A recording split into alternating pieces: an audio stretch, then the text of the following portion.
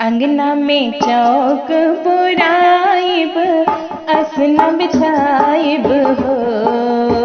अंगना में चौक पुराइब, असना बिछाइब हो। अब सानी मैया सुहागिन बलाइब, दूर दूरिया चबवाइब हो।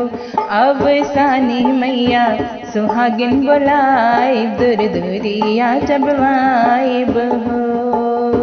सोहर हम सब मिल गाइब, कथा करवाइब हो। सोहर हम सब मिल गाइब, कथा करवाइब हो। अब सानी मैया गुण तोहर गाइब, भजन कराइब हो। अब सानी मैया गुण तोहर गाइब, भजन कराइब हो। दुखवा दरिदर भगाइब, पुण्य हम पाइब हो।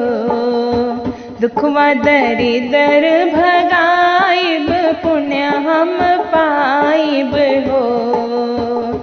अब सानी मैया भगिया जगाइब, धन्य होई जाइब हो। अब सानी मैया भगिया जगाइब, धन्य होई जाइब हो। अब सानी मैया गुण तोहर गाइब, धन्य होई जाइब हो।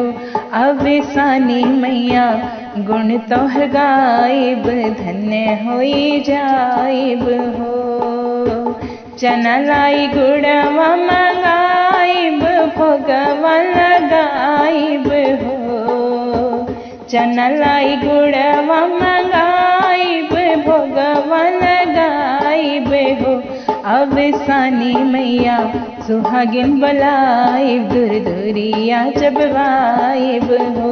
अब सानी मैया सुहागिन बुलाइब, दूर दूरिया चबवाइब हो। धन्यवाद।